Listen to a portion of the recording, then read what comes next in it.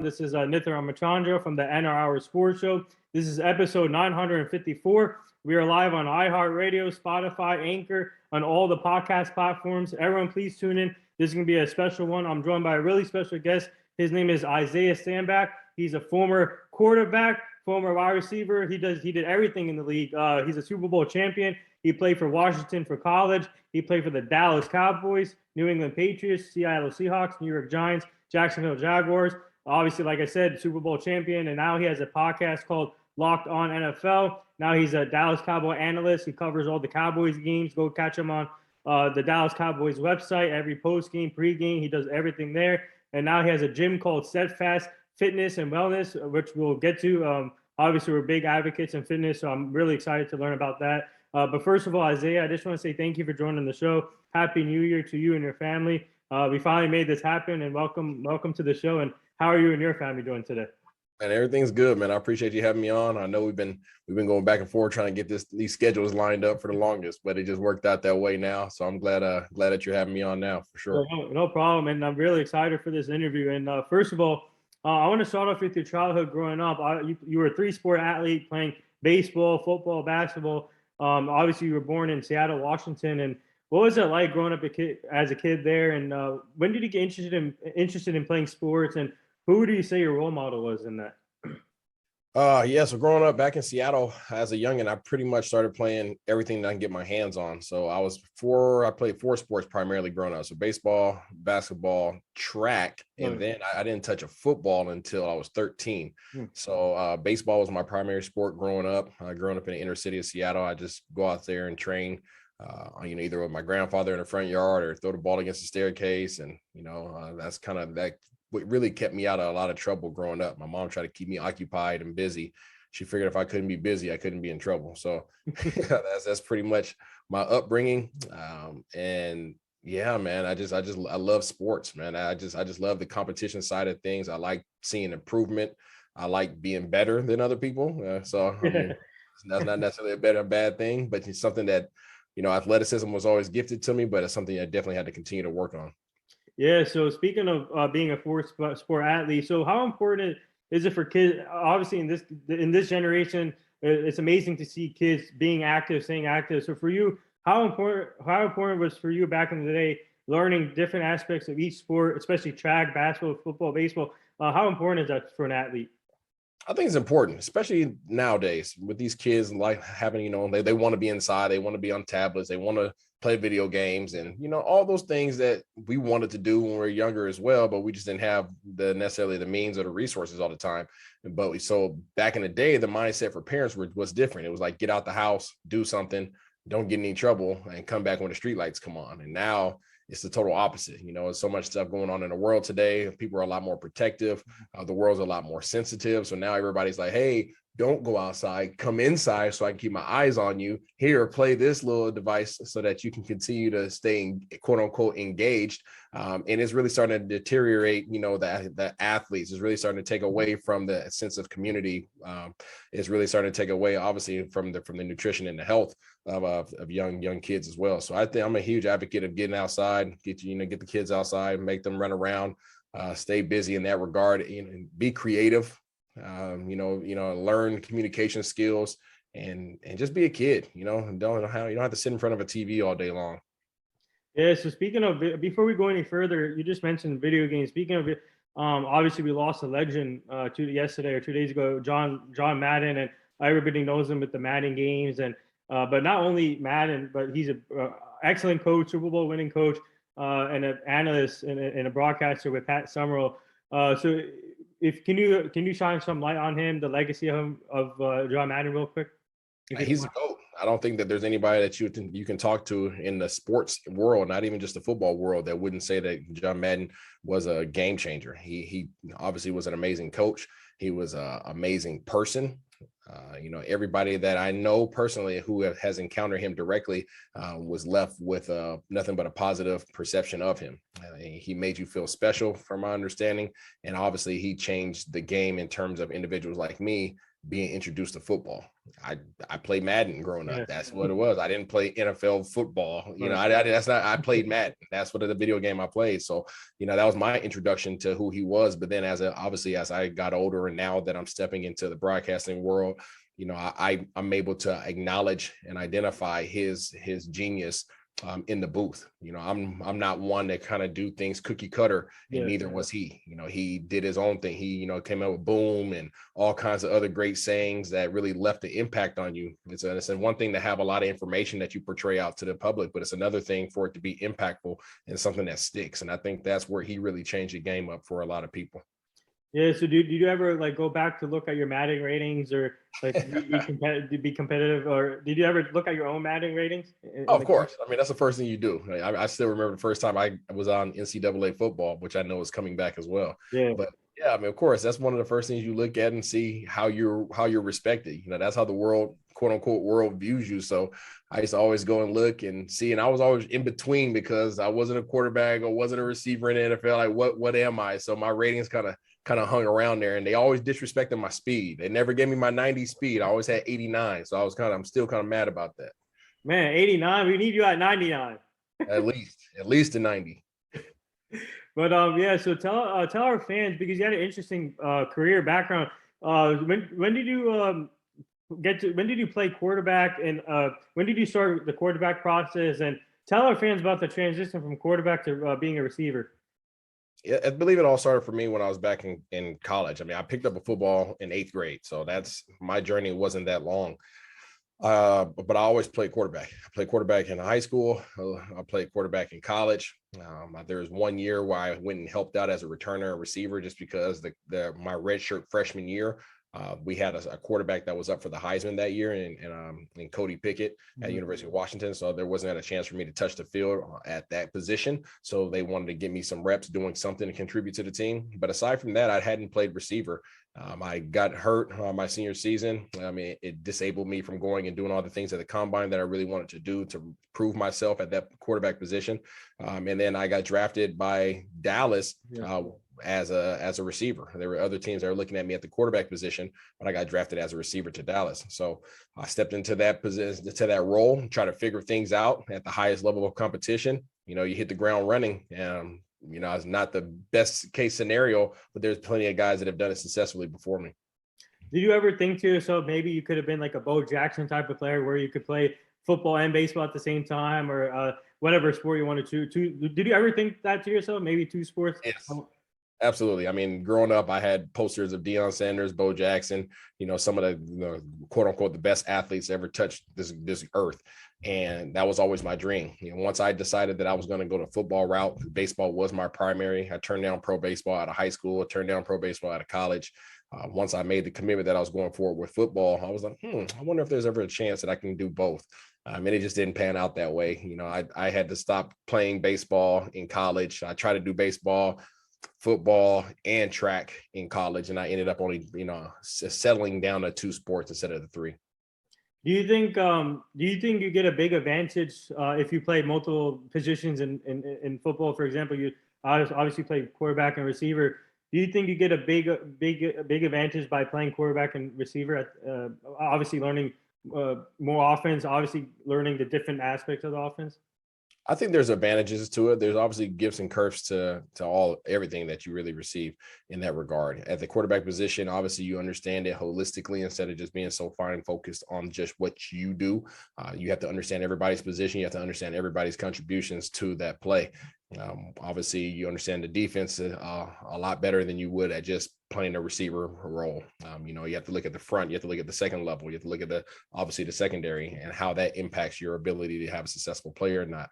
Obviously, when you take that same information, that intellect, and take it out to the wide receiver position, now all of a sudden you have a different perspective than you would have had you not had that quarterback experience. So there's definitely that's the beneficial side of it. The disadvantage to being a quote unquote athlete playing multiple roles and multiple positions in the NFL is just that you never really get slotted and never really get given the opportunity just to become amazing at that one thing. So for me, I never really got to just put my feet grounded, get grounded in one position. I was hopping from meeting room to meeting room, trying to make, get information and make my contributions, but not really doing it the way in which I wanted to. Yeah, so in high school, tell our fans about your high school career because you put up some huge numbers in high school, junior and senior year. What was that like for you? Tell our fans about your high school career. Man, I was just trying to figure it out. I didn't know what the heck I was doing. But I played 8th grade football, and my mom made me sit out my freshman year to prove to her I could get some grades. So my next time touching the football, competitively was my sophomore year. So I really had 8th grade and sophomore year. And then all of a sudden, here we are, we're getting recruited. So I was still very fresh to football, didn't know much of nothing. I had a great coach in Luther Carr III who took me underneath his wing in high school. He was a young, hungry coach, and I would wake up early, 5 o'clock in the morning, go throw with him in the basketball gym, do footwork, all the quarterback drills. He taught me all those things at that early age.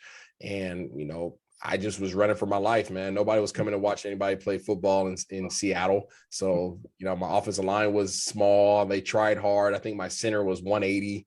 It just wasn't your prototypical, football program. We were a basketball team. We had a lot of guys go pro basketball. Grew up with Brandon Roy. He was on the basketball team, things of that nature. So we were a basketball school with just some guys, some hood cats that like to play football. Yeah. So what was it like? Obviously Seattle. Obviously now football is big in Seattle now. But for you, what was it like? Just making sure that the community in Seattle has something to watch in football. So what was it like for you just to represent that city and from the beginning until now? That's awesome. I mean, Seattle is a very historic, culturally, heavy city, and a very prideful city. So anybody who plays sports in Seattle, you're going to be supported by the city. You're going to be well respected. Everybody reps their city. Everybody wants to stay home and represent it some form or fashion. That's really just the culture and the heartbeat of that town. So growing up, I had a lot of guys that came ahead of me that represented the city well. Yeah, Corey Dillon, who represented the city well. Yeah, Eric Metcalf, that represented the city well. Jason Terry, Jamal Crawford. Yeah. There's a lot of really good athletes that came out of the city of Seattle, that represented well. So you just kind of want to follow along those same footsteps. So as I stepped up, there was Trey Simmons, Radell Smiley, me, Nate Robinson, a lot of guys that are coming out during that same time period. Aaron Brooks, we were all just competing against each other. I mean, Aaron, myself, and Nate, we ran on the same 4x100 meter relay team when we were 8 years old. So, I mean, that's just the level of competition. Now, it might not have necessarily been in your particular sport, but there was always a sense of competition and always a sense of, hey, you got to raise your level of competition in order to stand out and be great in this city. Man, speaking of Jamal Crawford, scoring bucket all day. All day long. Crossover. Yeah. Yeah. So now tell our fans about your college recruitment process. Obviously, you chose Washington. You stayed close to home. And how many offers did you get outside of Washington? And what made you choose that college? Man, I honestly don't remember how many I got. I did receive a good share of offers. Like I said, it took a lot to get guys to come up to Seattle to find a football player. That's just the facts. Especially, I think the most games my high school won was 2 games in a season. So you couple the fact that we had a terrible record, couple the fact that there wasn't a lot of talent in the football realm. You take some little scrawny little dude that says he wants to play quarterback. It takes a lot to get these universities to come up to Seattle to watch guys play back then. And I was blessed to have some schools be interested. I think it was just a combination of my abilities, not necessarily what I was necessarily doing on the field, but just what I was capable of doing potentially. And I think teams were interested in that and going through that process. I think I had University of Nevada was one of the early offers. Some smaller schools that were early on, and the big leap in offers really began when my mom saved up some bread to send me to the University of Southern California camp. That's when they were on top of the world at that time.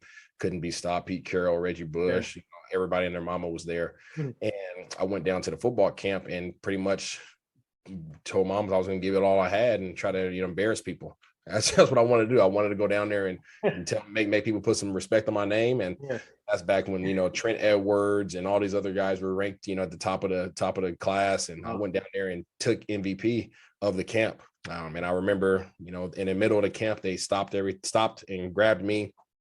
One of the assistant, I don't know what he was, but somebody from the camp took me and said coaches wanted to talk to me, and they took me up to the offices, and Coach Carroll and the rest of the staff was up there, and they all offered me a scholarship in the middle of the camp. And once the number one team in the country offers you a scholarship, everybody else obviously follows suit. So that's when all the other offers started coming along once I got back from that camp.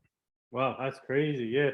So obviously you chose Washington, and you redshirted your freshman year in 2002. In 2003, in the spring game, you went 4 for 9 for like 82 yards and a touchdown. And what was it like? What did you learn in your redshirt year, and then improving on and getting ready for your 2003 year, sophomore? That I had a lot to learn. Like I said, I still was a new booty. I still didn't know what the heck I was doing. I was still trying to learn the position. I was still fighting, the cultural and racial biases that came with that position. I was fighting to remain at quarterback, and during a time where, African Americans weren't necessarily just given that position. So, having to follow in the footsteps of guys like Warren Moon, but who came before me. I was only the second African American at that time to have played a position and held that role at that university. So there was a lot of weight that came with that, along with the fact that I needed to work on my game. I wasn't asking for anybody to hand me anything. I wanted to work for it. I heard what everybody said that I couldn't do, and I try to address that every year.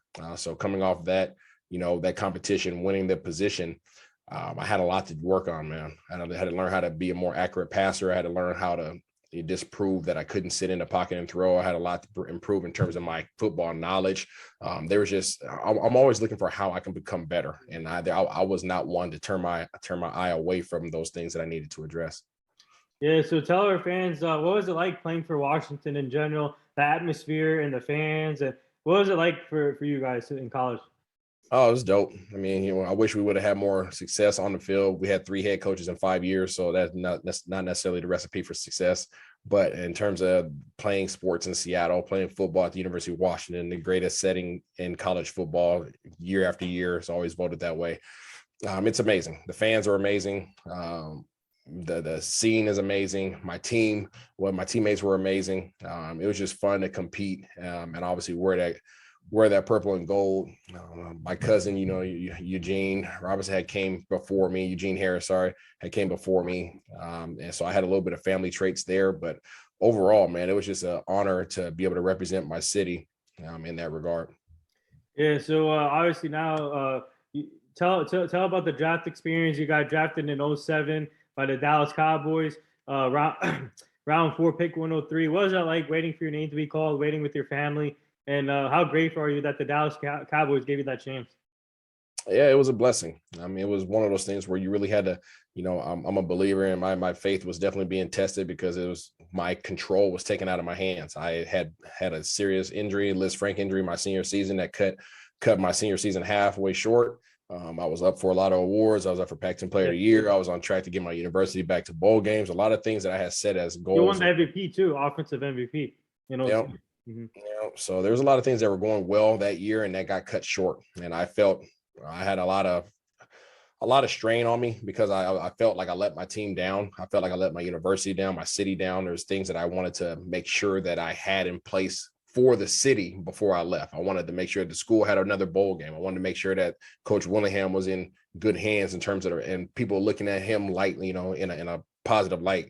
And when I got injured, now all of a sudden that shuts down. We only win one more game after I got injured. And now all of a sudden I have to turn my mind from team to Isaiah. And now at that point, it was all about Isaiah. And for the longest, I never allowed myself to be that type of person. But I had to focus on getting an agent, had to focus on where I was going to do my rehab, how long the rehab was going to take. They told me I was going to be out 9 to 12 months. Well, the draft's in 5 months. How does that work? I can't run at the combine. I had worked a whole season with my track coach to become the fastest quarterback in the nation. Now I can't show it. So there are so many question marks revolving around what I was going to do and what my future looked like. So when I got the call from Dallas, was awesome. And I, when he told me I was going to be playing receiver, I was like, okay, all right, don't know what the heck I'm doing there, but I'm gonna do everything I can to, to obviously give him all. Yeah. So what was it like getting the call from Jerry Jones? Explain that call with Jerry Jones. Yeah, it's pretty dope, man. So you get the call, and then they pass the phone off, and he's like, "Hey, Isaiah, this is Jerry Jones. I'm taking you with this pick here, and want to let you know you're gonna be a Dallas Cowboy, and you're gonna be playing wide receiver." And I was like, "All right." I mean, it was crazy because my grandfather had just recently passed prior to the draft, and he was a big time Dallas Cowboys fan. So it was kind of really very surreal that I was going to his favorite team, that I was also being called by the GOAT, and then one of the obviously the most the most marketed franchise, the most known franchise in any sport in the world. And so I understood the complexity. I understood the weight of that. And I was honored that they would take that chance on me, especially with my injury. A lot of teams didn't want to touch me because history has shown that you really don't come back from that injury. So I was very honored that they took that chance on me. Yeah, and also you got to play with Coach Wade Phillips, legendary coach, obviously. And for you, once you got drafted, and what was the first thing you did with your family once you got drafted? Chilled in the living room. Yeah. I mean, chilled in the living room. Like I said, there was a lot of emotional weight from what had just taken place with my grandfather. So I was just happy. But I knew how much work I had ahead of me. I knew exactly how much work I had ahead of me. So it was one of those things where it's like, okay, cool. All right, that phase is done. Now a team has made a commitment to me. Now I have to get back healthy. And that was my number one focus was, hey, I'm still a long ways away from being healthy at the time that I got drafted. I think, obviously the draft happens in April, somewhere around there. So draft happens in April, and I wasn't supposed to be healthy until August. Wow.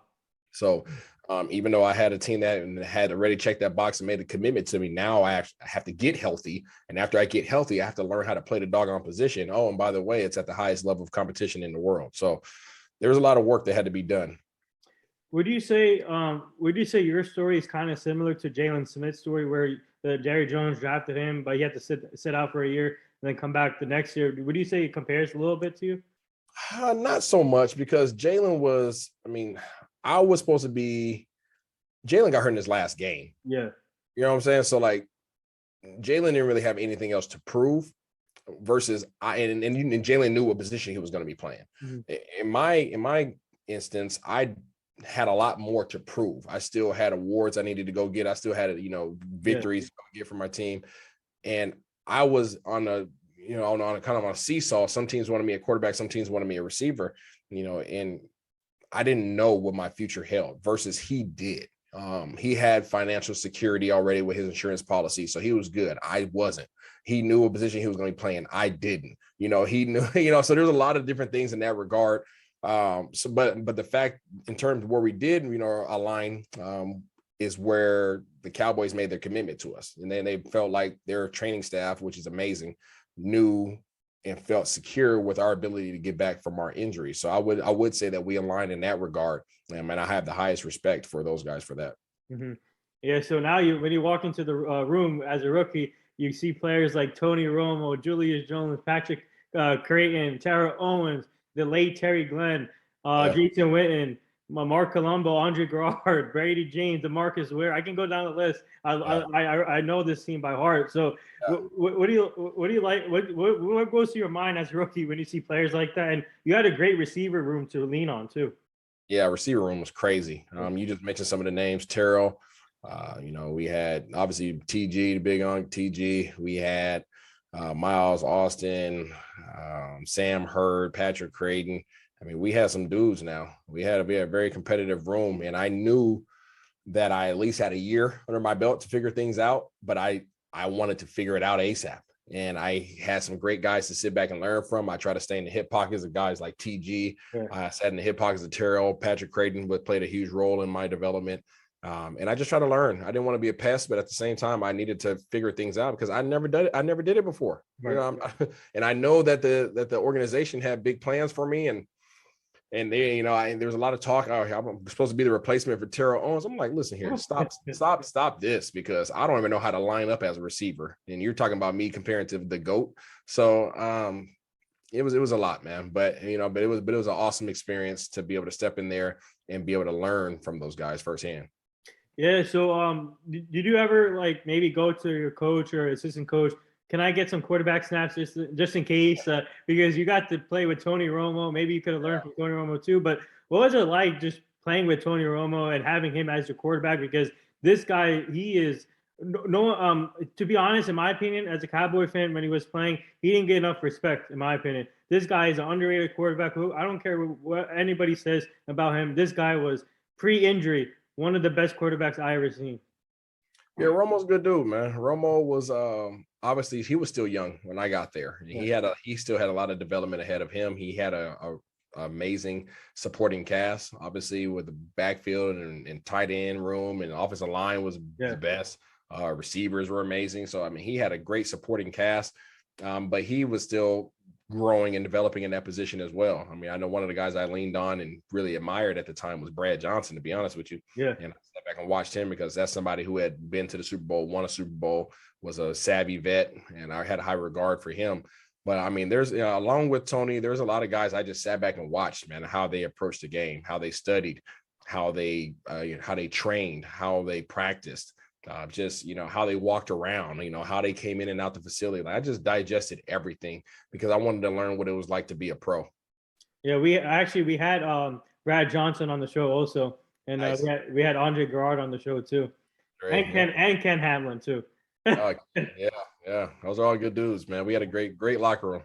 Yeah, so tell our fans about your debut with Dallas and how nervous were you and what was it like just the debut and realizing that you finally made your NFL debut. Yeah, man. If I remember correctly, I think it was in Philly. If I remember correct, and I think I was doing a kickoff return, and it was I mean, the atmosphere is crazy. Obviously, about Philly and people, they're crazy out there, man.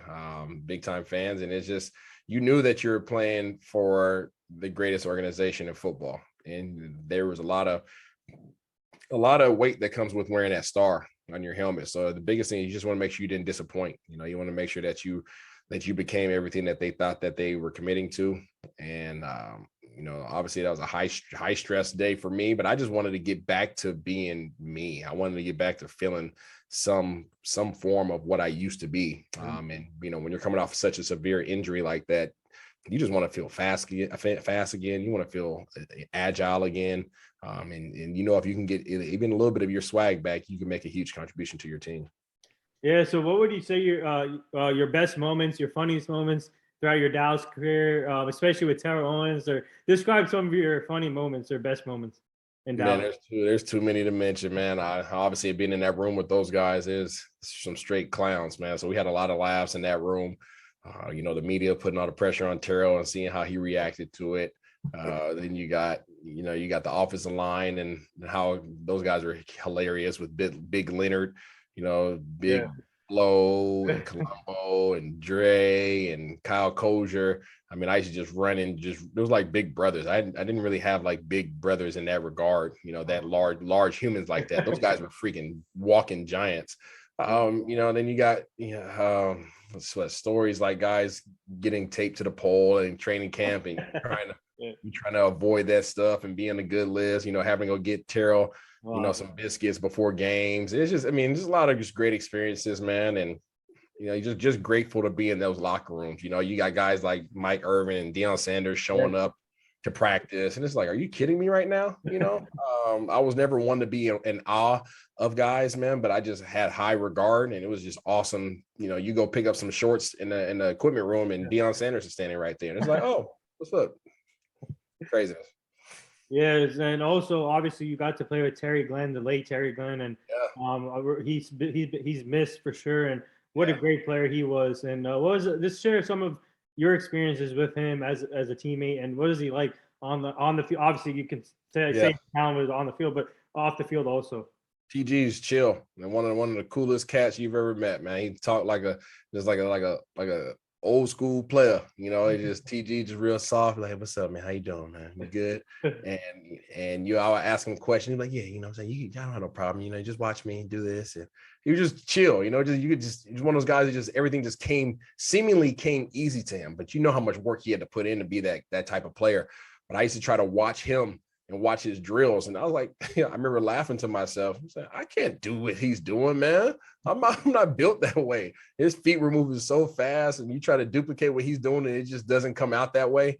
And he tries to explain it to you. He's like, you just got to go like this. Like, TG, I don't have those kind of feet, bro. So I had to start watching guys that were more my size. But he's amazing guy, man. I miss him like crazy, man. He's all he wanted to do was be with his fam, and just play ball. Yeah. So for you, this is a two-part question. Do you ever think to yourself, maybe I could have spent my whole career with one team? And I know NFL is a business, all sports business. A lot of players move from team to team. But for you, do you ever think to yourself, maybe I could have stayed with the Cowboys? And then the next part to this, how tough is it from moving from team to team in 1 year gap? I'll work backwards. Moving from team to team is difficult because you never get settled. Yeah. As soon as you start getting your feet underneath you and start building a sense of confidence, you have to move and go reprove yourself to a new organization, a new leadership, new coaching staff. So that's difficult in that regard. But to answer your question, do I ever wish I stayed at one organization? No. And I know that's probably the opposite of what most people say. If I stayed with one organization, I would not have gained the knowledge I needed for me to be able to advance the way I'm advancing in life right now. The organizational structure, the leadership skills that I've been able to digest from team to team, the marketing, the business structure, the operations. Like I'm just learning the culture. I've been able to learn from the best organizations in football. I was spoiled that way. I went from Dallas to New England to Seattle to the Giants, you know what I'm saying? And I went to Jacksonville, which we know what that's still like right now. So I have a great perspective of how things can be ran and with different approaches. And I've been able to take that and transition that into my understanding of business. And, obviously being an entrepreneur now and working, I have worked with the XFL, and I took some of those qualities over to that as well. So it was just, I'm happy that I had those experiences. I'm happy that I had the opportunity to share those locker rooms because now my network is far, far and wider than it ever would have been. Yeah. So obviously you went from Dallas to New England, and you went from Jerry Jones to Rob Kraft, two great legendary owners. So for you, what was it like spending time in New England? You had so many great players, Tom Brady, obviously Kevin Falk, Julian Edelman. Obviously your coach was Belichick. What was it like just being in part of that organization for you? I learned how to be a professional. Mm-hmm. I feel like when I was in Dallas, I learned how to play football, but I learned how to market. I learned how, all the advertising, all that stuff, where I learned a lot of stuff from that aspect. And stardom, right? When I went to New England, didn't nobody care who you were. No. Nobody cared. No, and you walk in New England, they care about how hard you work, how much time you put in, how much you can contribute in an assist this team and getting a W. And I really learned what it was like to really work on your preparation for a game. Yeah. I feel like my development, what my understanding of hard work was, really got restructured. It was reformed when I got to New England, watching guys like Wes, watching guys like TB12, watching Falk, watching all these guys. It was just amazing. It was amazing, in a shock to my system from not only my previous experiences in college, but also what I experienced in the NFL and what I thought being a pro was. And I recognize there's so many different ways to be a pro. And there's a reason why these guys were so successful at the time. Oh, I forgot. You also played with Randy Moss. I can't forget the legend Randy Moss. What was that like learning from him? You learned from Terrell Owens to Randy Moss. I tell you, I was spoiled, man. I was spoiled. I was really spoiled. And when I got to, obviously in the receiver room, I went from Terrell to Moss, right? Probably number 2 and number 3, the greatest ever, literally in the top 3. And then I was going back and forth from being in a room with Randy Moss and Wes Welker to going in the other room with some dude named Tom Brady. So it wasn't a bad deal at all, man, in terms of like the wisdom and just the pure knowledge I was able to gather while sharing those rooms was, man, second to none. Yeah. So speaking of that year, the Patriots had a great secondary, Lee Bowden, Brandon Merriweather. I had Lee Bowden on the show also. That's my guy. Brandon Merriweather was on Brandon Merriweather was on that team. So would you say going against them in practice helped you become a better player? Absolutely, man. Him, Arrington, who else? Arrington, yeah. Mm-hmm. Yeah, Will Height. I mean, we had some dudes now. I mean, it was just a competitive team. It was awesome. I mean, guys, I mean, everybody loved each other too. There wasn't no beef. That was one thing about New England. Nobody had beef with anybody. It was just straight, this is what we got to do. We got to work hard in practice. And there was an understanding that, yeah, we're going to beat each other up in practice, but like we're doing this so that we can bully people on Sundays. Versus when I was in Dallas, it was almost like, nah, we got real beef. You know what I'm saying? Like we competing, but like this is going to carry off until in the locker room or outside of the field. It was just different, man, cultural differences. But yeah, I love the guys that I played with. You know, Matthew Slater still one of my dogs, and I need to do a better job staying in contact with him. But he just got elected to his 10th Pro Bowl, and he's just amazing. Yeah. It's amazing, man. We had Julian on the squad. I mean, there was just a great locker room full of guys, man. And we had a lot of laughs too. You know, Coach Belichick was a lot funnier than people even know. Was he the same? What during his press conference did he always give you word answers? Yeah, that's all you're going to get out of him. Yeah, I mean, obviously he was a little bit more informal with the team, but I mean that's his personality. When he's in the building, right? Outside of the building, obviously he's a lot more chill. And he likes to have fun, likes to laugh, likes to fish, and then chill. But when it's football time, that dude's locked in, man. He does not like to lose, so he's going to do everything he can preparation wise. That's the one thing with him. You're going to learn how to prepare. You will be prepared. There will be no questions asked in terms of am I mentally ready for this game? Yeah. So now after Patriots, you go to Seattle. What was it like, your experience playing for Seattle? Obviously, you played with Marshawn Lynch. You played with a lot of great players. And what was it like, your time in Seattle? It was dope, man. I got to go home. I was going home to play in front of my home team, my home crowd and family and friends. And, you know, my best friends were back there. I was excited for the opportunity. It was my contract year. I was done with all my injuries seemingly, and I was ready to go make some money and win some doggone games in front of my home base. And, you know, the fans were crazy and awesome. The setting was awesome as always. I was living on the good side of town instead of the hood. I mean, life was not bad. You know, I was able to go see my parents whenever I wanted to. It was a great experience. Started dating my now wife when I went back that direction. So wow. It was a great experience until I tore my Achilles, and then that sucked. Man, that's great. And also, obviously, you got to play with Matt Hasselbeck.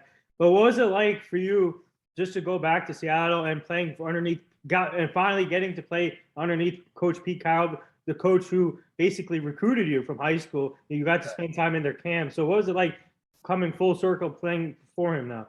It was funny.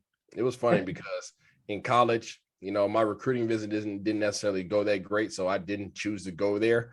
And I mean, it was my mission all through college to kick his team's butt. Now, obviously, they kicked our butt, but I made life, miserable for him in terms of them trying to get me. And so when he finally picked me up, him and John Schneider finally brought me onto the team, he came up to me in stretch lines the first day of practice and said, "I told you I was going to get you." So he was happy that he had finally got me, but I was like, yeah, this is the only way you were going to get me was in the NFL. That's crazy. Yeah. So now after the Seattle, now you go to I'm going to say this, Super Bowl winning New York Football Giants, where you won the Super Bowl. What was that like going back to the NFC East? Obviously going with the Giants, playing with Eli Manning, Bradshaw, Manningham, Hicks, a lot of great players. And obviously your defense was nasty. Justin Tuck, Michael Strahan, I can go down the list. But for you, what was it like just going back to the NFC East for you? Man, I didn't necessarily look at it that way. You know, I just looked at it as another great organization wants me. And I was blessed. I was happy. You know, I was like, well, I don't know what I'm doing that all these great organizations want me to be a part of their teams, but I'm not complaining. You know, I'm gonna go out here and try to do my best. And went out there and just started trying to make as many contributions as I could. Went out there kind of like mid-season and just made a push, man, to try to obviously do whatever I could to help the team win. And obviously we went forward. We snuck into the playoffs, beat Dallas, went into the playoffs, and then from there we went on a 4-game winning streak and walked away with some jewelry. Wasn't a bad deal. What was it like facing? I was mad about the game, by the way, when you guys beat us. But what was it like playing against your former team in Dallas? It was kind of weird, man. It was funny seeing everybody across the sidelines, but everybody understands the business. It is what it is, man. You have high regard for guys. If you leave the positive impact on people, man, they'll look at you, positively. So it was cool to be able to shake hands and dap guys up, and then you go play your game and keep it pushing. I mean, the guys are going to move around. The days of one team players is pretty much over, I think, nowadays. So people understand that you got to make the best move for you and the best move for your family. But anytime you're blessed to walk out there and compete on the field in the NFL, I mean, you got to take it. Yeah, so now tell our fans about the Super Bowl run, and obviously you beat the Patriots 21-17.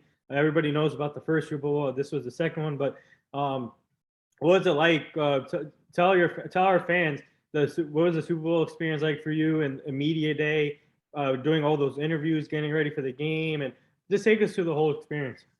Yeah, it's pretty dope, man. I mean, it's kind of one of those surreal moments where you recognize, okay, man, crap, we made it to the show. We made it to the big game. We won 3 games, and now here we are about to go play in Indianapolis against the doggone New England Patriots and the GOAT. And obviously I knew exactly what the heck we were going up against because I had already been with this dude. So I took all the information that I possibly could and started conveying it over to my guys and make sure that, everybody was as prepared as possible. But, the weeks leading up to it, you practice and you study, you do film study, and, your team is together, you're laughing but you're serious. And then all of a sudden you get on the plane, and the Giants did an amazing job of taking care of families and, chartering our families to Indianapolis. And once we get there, you're still locked in. It's like you feel all this buzz going on, but you're still focused on just practice, study, practice, preparation, obviously, okay, go do some media stuff, come back. Okay, we got practice again. And then game day shows up and it's like, okay, now it's time to show up and show out. Like you knew it was different, but you try to make it as normal as possible. And then you get the doggone victory, confetti comes down, and you say what's up to your family, and the next thing you know, it's like, oh crap, I'm walking back to the hotel, and yeah, we just won. That's kind of crazy. And you wake up the next morning, and it's still kind of surreal. And then it really sets in when on that flight home. When we got on that airplane and we started flying back home, and guys are dancing and clowning around. Bars. Oh man, it was wild. And we landed back in Jersey, and wow. And the fans were everywhere. People were signs and stuff all over the place. And then we did the parade. That was probably the most memorable thing, was just the parade, and millions upon millions of fans out there in New York and Jersey, just man, throwing confetti down from buildings. You couldn't even see people. You just saw stuff falling out the skies, and it was amazing experience, man. We got back after doing the parade route. We did the whole City Hall thing where we got the key, and then we bussed back to the stadium. And we walked into the stadium with the smoke. They announced the team. We all walk out the tunnel, and the stadium is packed. Wow. Stadium's packed. Naughty by Nature's performing. It was just crazy experience. I need to go back and find these doggone videos. There's somewhere on one of my drives. I hope I can find it because I don't want to forget those memories. Yeah, that's amazing. And obviously beating your former team, the Patriots, and going through all that experience, and this and after you won the Super Bowl, got your rings, and having all the parade in front of your fans, how grateful are you? How grateful are you to be in this position? Obviously, you ended your career with the Jaguars, but just tell our fans just how grateful about your career, winning a Super Bowl, working hard, not knowing your position in college, and switching it from quarterback to wide receiver, but just staying with it, staying positive, getting a lot of chances, and getting to your goal, which is NFL, and winning a Super Bowl. So how grateful are you to be in this position right now? Oh man, I was blessed to be in a position then, blessed to be in a position now. Obviously you work your whole life for one dream. And when that opportunity presents itself, you don't want to miss it. There's a lot of work, a lot of sweat equity, a lot of other people's commitments to me and invested in me to help me get to that point. So I was blessed to be in a position to go play at the pro level for the sport that I chose to play. I was blessed to have multiple opportunities after being knocked down by injuries. I was blessed to have organizations still believe in me. I was just blessed to just continue to work my way.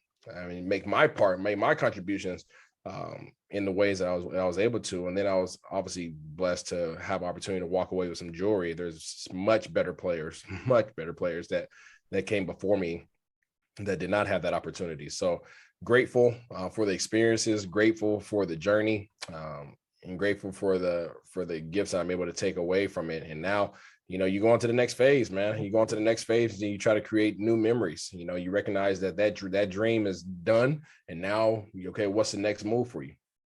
Yeah. So before we get to that, where do you keep your Super Bowl ring? Or is that That's a secret. Yeah. I like to ask that question too. Or whoever won the Super Bowl who comes on the show, I like to ask that question. Yeah, no, it's I can get to it whenever I need to. I can drive there. But yeah, so now obviously you're doing great things off the field. Obviously, you're still involved in the game as an analyst now with the Dallas Cowboys. But before we get to that, I want to get to your gym, the fitness, and congrats on opening on that, the Steadfast Fitness and Wellness. That's a big thing for people, especially during COVID time. And you're doing a great job with that. I've seen your Instagram videos and your stories. You're doing a great job with these people. So how did that come about for you? And what's it like now having this open and have people to come there? Yeah, it was just a transition. I wanted to transition into something where I was still connected to sports, where I was still able to stay connected with people. I wanted to be able to help people. So there's kind of like a culmination of all those things. Kind of fell into starting up in the fitness industry. Had a lot of conversations with my now wife in terms of what I wanted to do. And I just wanted to be happy. I didn't want to go grind and beat the desk all day long. I had plenty of opportunities to walk into the financial world and other opportunities just through my network and people's belief in me. But how I stepped into the fitness world, started Steadfast Fitness Performance back in 2013. And actually before I retired for the NFL.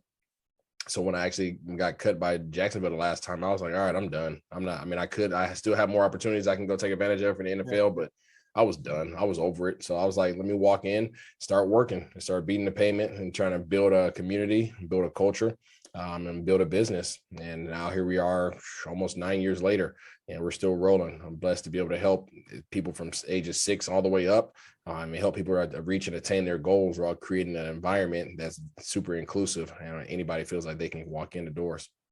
Yeah, we're big into fitness too, and I'm part of this program called Sets. That's like a hybrid training gym I go to, and you guys are the same exact thing, right? Hybrid training, you do everything, CrossFit, to everything. Yeah, we do a little bit of everything, man. Personal training, group training, sports specific, classes, boot camps, corporate wellness. We pride ourselves in being a one-stop shop. We don't want anybody to walk through the door and that feels, that we don't want anybody to walk through the door and not feel as if be home for them. So that's something that we really take a lot of pride in. And one thing that we've expanded a lot upon is just our corporate wellness. We're continuing to try to expand in that regard because there's not enough sense of community or guidance in that regard in that particular field. Yeah, congrats on that again. It's amazing to see what you guys are doing there. And obviously now you have a podcast too called Locked on the NFL. How often do you do that, record on that podcast? Yeah, so I'm on the Locked On Podcast Network, and that's obviously I'm actually considered to be the NFL insider. So whenever there's breaking news or things that are popping off in that regard, I'll hop on and obviously give the breaking news and give my inside take on it. So obviously things will be picking up here in the coming weeks as the playoffs get ready to present themselves. They'll be seeing a lot more of me present on there, but I was pretty busy here a couple of weeks back with the Odell Beckham news and all the stuff that was going on with that. But there hasn't been a whole lot of breaking news in the NFL this year, surprisingly. But like I said, I feel like a lot of that's going to change with the coming playoffs and the offseason. Yeah. Do you try and beat Adam Schefter first? Actually, I stay in contact with Chef, man. You do? I don't think anybody's going to beat him. Him and Ian pretty much have that on lock. But I stay in contact with him. He does an amazing job. And it's great to have that network of people that you can really lean on, look up to, and can connect with and try to work on your craft. Has he tweeting about your stories before, Shefty? I don't believe so. No, not at all. No, but I've been on his podcast before. Oh, nice. Okay. As a guest on there. So this is one of those guys that we've we've connected on a aside from football, and it's just carried over into this life now. Yeah, we got to get Shifty in our podcast, but he's always busy. So very busy. But yeah, for the now, obviously now you're like an analyst for the Dallas Cowboys, and that's my team right there, as you know. I'm a big Cowboy. My father brought me up as a Cowboy fan, and I'm always I'm blue and silver until I die. And so for you, what's it like now being an analyst for your former team that you played with, and now seeing the team from a different aspect? Obviously, you got to be with the teams that were down and ups, a lot of ups and downs. So just describe to our fans being an analyst now for them. It's awesome. I was blessed for, to have, again, within my network, them touch back base with me and want me to come make a contribution to their amazing media platform. Obviously, it's the greatest platform in all of sports, in my humble opinion. And, to be able to work next to guys like Nate Newton, Barry Church, Kyle Yeomans, Rob Phillips. I mean, there's a lot of really great guys that make contributions to that platform. And that's a huge platform that's widespread, and I have an international presence. So understanding that I'm working for the biggest brand in football, understanding that they trust me to represent them, because that's what I do. I represent them as an analyst. It's amazing. Even Tay Stern, Jory Epstein, and what's his name, Brian Bottas too. Yep. There's a lot. I mean, they have a lot of people who make contributions there. Nui Scruggs. I mean, there's a lot of dudes. So it's awesome, man. It's a great platform. Yeah. So now looking at the team, obviously, I think Jerry Jones, to be honest, he's been catching a lot of conflict. He's been everybody was down on him for the last couple of years with the draft, but the last 2 years he knocked it well. He did a great job, back-to-back drafts. What do you like about this team now? Obviously, they're more focused, more they have the right coaching staff in place, in my opinion. Last year with the COVID situation, we struggled, and we had, I don't know, Mike Nolan didn't know what he was doing, but Dan Quinn comes in. In my opinion, he changed the whole franchise himself, not only defense but offense. But for you, what do you like about the changes now for Dallas? I just think they're on the same page. I think that obviously Mike McCarthy coming in and him having to face a lot of the adversity he faced last year with all the injuries, the coaching woes inside the locker room issue. There's a lot of just problems last year, especially with COVID presenting itself. They had a lot of troubles last year. This year was a reset year, and obviously they reset it in the form of organizational structure. They reset it in the form of leadership by bringing in Dan Quinn and understanding that everybody was going to buy in to make whatever contributions necessary to make sure that he had the resources needed to be successful. And I think there was a culmination of Will McClay, Jerry Jones, Coach McCarthy, Dan Quinn. There's a lot of people that played a big role in putting this team where they're at right now. And it's just all come to fruition. It's all coming together, and it's obviously you're seeing the product that's on the field. And yeah, Dan Quinn gets a lot of credit for it, as he very much so should, but there's a whole lot of other guys and cast and characters that play a role in that. Yeah. Speaking of Will McClay, in my opinion, we have one of the best scouts in the game, Will McClay. He knows this. He knows the talent. So speaking of the talent, I want to talk to you about two players right now who's killing it. Micah Parsons and Trevion Diggs. 11 interceptions for Trevion Diggs, and Micah Parsons. He better win Rookie of the Year. Hopefully. But what are your thoughts on those two players and their growth? Beasts. I mean, they're both beasts. Obviously, we saw flashes from Trevion's rookie year last year in terms of some of the contributions that he was making. We also saw what he wanted to address this offseason. He spoke about how he got his hands on so many balls and how he didn't have enough takeaways. Well, guess what? He worked on this offseason. Takeaways, and we're seeing that come to fruition again this year. He's at 10 picks right now, so he's balling out. Then you have an opportunity to go out there and get one of the most dynamic athletes in the last, probably I would say, generation here, and in Micah Parsons, and that's what you bring onto your team. So now you couple those two guys together on that side of the ball, as well as some of the other personnel that you already had in place on the defensive front. It's just coming together, man. You put all those things together with Dan Quinn and his genius, his cultural change, and the guys actually wanting to play for their defensive coordinator. You got two young talents, man, as well as D-Law and Gregory and some of these other guys. It's a great pairing, man, and he's obviously doing a great job. Would you say that our defense obviously with the depth, we have a lot of depth now on the defensive line. You can go either way. Even the secondary too, we have a lot of depth. So what do you say? Our defense is one of the best defense this year you ever seen throughout your Dallas tenure. Yeah. Yeah, absolutely. I mean, that's saying a lot because I was a part of some really good defenses as well. In my first year, we went 13-3 with Dallas, and if Dallas continues on this track right now, well, they'll be 13-4. I think they'll finish at. Mm-hmm. So we went 13-3 my rookie year, and our defense was ridiculous that year. Also, I played for obviously with the Giants. Our defense was ridiculous that year. So the ability that these guys have right now, what they're doing, is very. It's giving me a lot of remembrance in terms of what happened with us, the Giants, when we won the Super Bowl in 2011-12. And just the ability to force turnovers, the ability to create issues for the offenses, not allowing them to ever feel like they're comfortable, taking away the run game, creating issues in the passing game. It's just, man, they got a chance to do something special. Yeah, I'm really excited for this team this year, and hopefully, fingers crossed. We haven't lost a game in December yet, so hopefully this keeps rocking. But I want to ask you, go to the offensive side, and obviously you got CeeDee Lamb, Michael Gallup, Zeke, Tony Pollard. Dalton Schultz is having a great year, by the way. This guy, underrated tight end, in my opinion. But I want to get to Dak Prescott. I want to ask you about Dak Prescott. What's it like covering him? Obviously, last year with the injury, coming back strong. He's having a great year this year. He's been through a lot with his family, obviously his mom, his brother, and he continues to work hard. This guy is, in my opinion, a great quarterback. So for you, what are your thoughts on Dak? I think Dak's growing, man. I think he's developing. I don't think he's anywhere where he wants to be, honestly.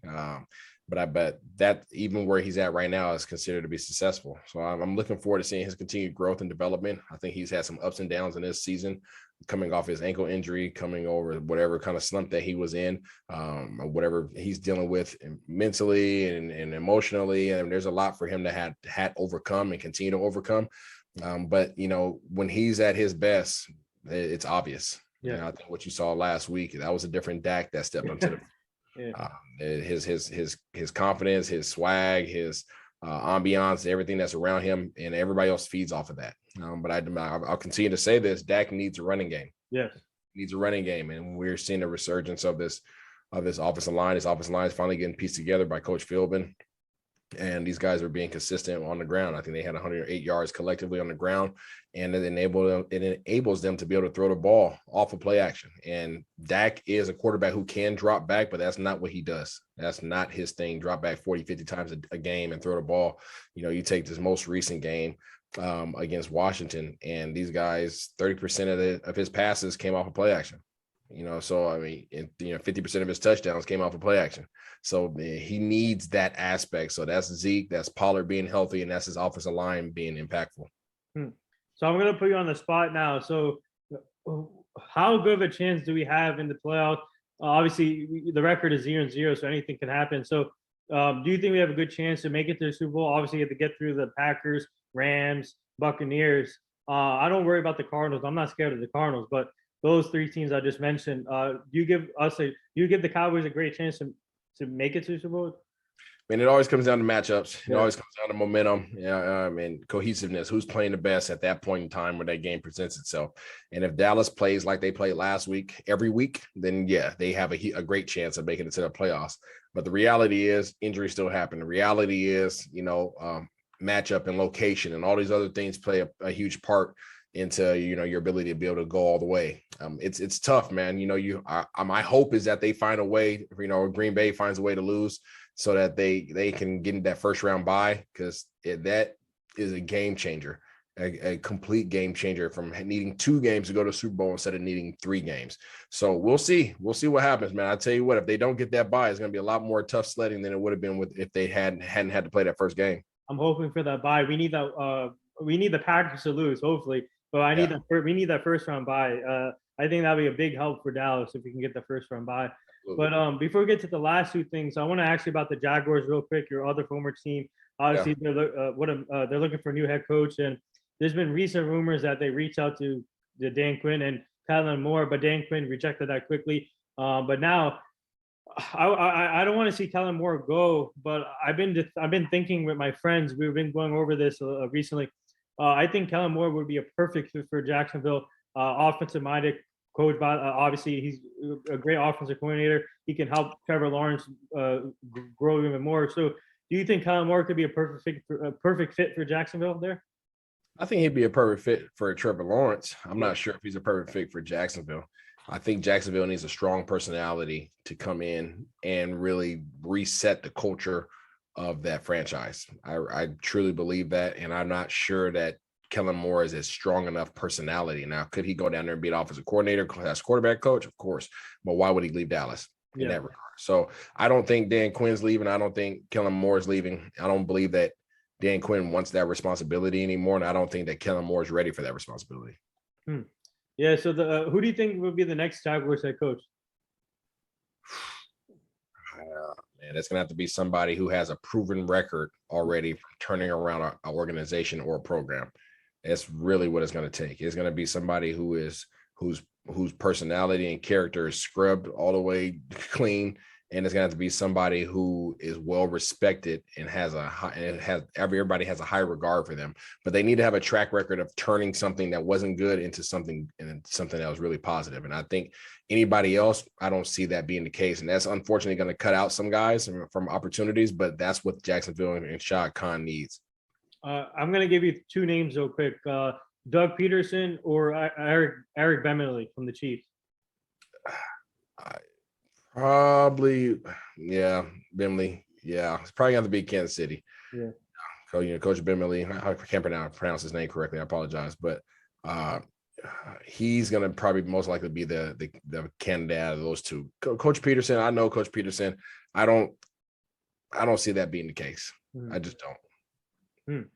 So the last two things here, our team is part of this foundation. It's called the Hugh Jackson Foundation. He's a former NFL coach. He was a Tennessee offensive coordinator with Eddie George, but he's now the head coach for Grambling State University. And we're trying to help him prevent human trafficking, making sure the community stays safe, the kids stay safe. So we'll send you the foundation so you can go check it out. Absolutely. Please do. And the last thing here, would you like to say anything to all the nurses, doctors, and all the essential workers right now? Appreciate y'all, man. Appreciate y'all. God put you on this earth to serve a purpose. You guys are doing that, and we appreciate you. We just pray and ask that you and your families continue to remain safe. Well said. And there it is. That wraps up episode 954 with former Washington NFL wide receiver Isaiah Sandbach, Super Bowl champion from the New York Giants. Also played for the Cowboys, Seahawks, Jaguars, and the Patriots. Now he has a podcast called Locked in the NFL. He has a gym called Steadfast Fitness and Wellness. Go check that out. And he also, obviously, the analyst for the Dallas Cowboys. Man, it was truly an honor to have him on the show today. It was a great conversation, great story. Go follow him on all social media formats. Thank you again for coming on the show. Happy New Year to you and your family. And we would like to have you back on the show at some point down the line so you can meet the full team. But keep up the great work. Let's go Cowboys. Or I should say, how about them Cowboys? But thank you again, man. This was awesome. Thanks, man. I appreciate you for having me on. Yeah, no problem.